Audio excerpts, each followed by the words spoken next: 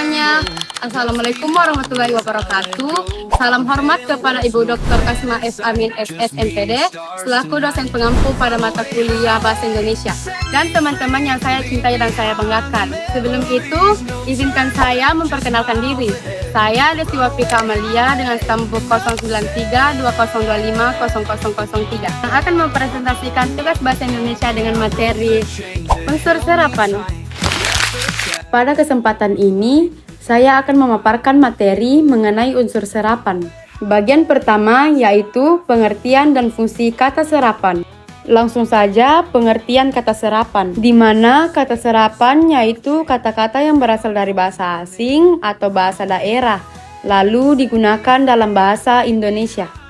Bahasa Indonesia harus adaptif dan reseptif, yaitu bahasa harus dapat menerima unsur serapan atau menyerap unsur dari berbagai bahasa di dunia. Selanjutnya, fungsi kata serapan. Yang pertama, memperkaya kosakata, yaitu memperluas perbendaharaan kata bahasa Indonesia, terutama untuk konsep atau istilah baru yang muncul dari bahasa asing atau bahasa daerah. Yang kedua, mengisi konsep yang belum ada. Kata serapan dapat digunakan untuk mendeskripsikan konsep, teknologi, atau fenomena yang tidak memiliki kata yang tepat dalam bahasa Indonesia.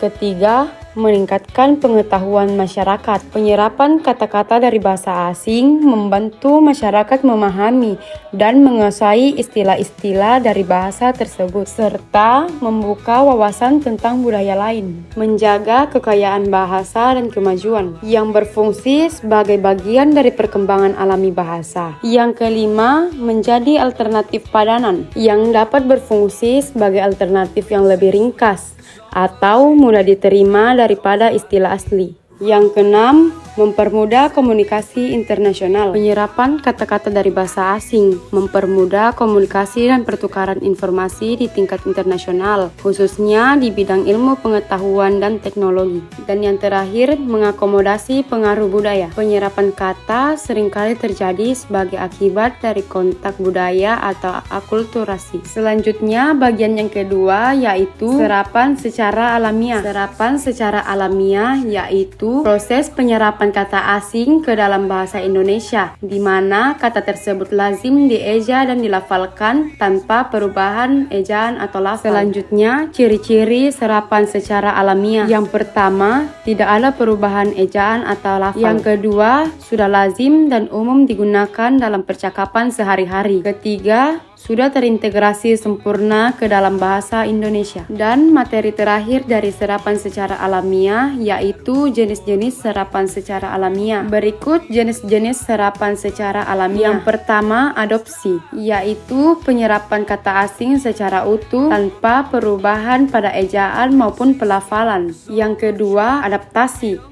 penyerapan kata asing secara utuh tanpa perubahan pada penyerapan kata yang mengalami penyesuaian pada ejaan, pelafalan, atau bentuk agar sesuai dengan kaidah bahasa Indonesia. Yang ketiga, pungutan terjemahan, proses penyerapan makna dari suatu kata asing namun diwujudkan dalam bentuk terjemahan kata-kata asli bahasa Indonesia. Yang keempat, kreasi, yaitu penyerapan yang dilakukan dengan menciptakan kata-kata baru dalam bahasa Indonesia yang memiliki makna sama dengan kata asing yang menjadi sumber. Dan bagian yang terakhir yaitu serapan sesuai dengan bentuk asal. Serapan sesuai bentuk asal atau kata serapan adopsi adalah jenis kata serapan yang tidak mengalami perubahan dalam bentuk ejaan dan pelafalan dan maknanya dapat diserap dari bahasa asing ke bahasa Indonesia. Berikut contoh-contoh serapan sesuai dengan bentuk asal.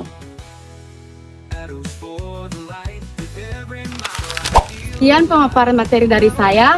Mohon maaf jika banyak kekurangan. Wabillahi taufiq wal hidayah. Assalamualaikum warahmatullahi wabarakatuh. See you guys.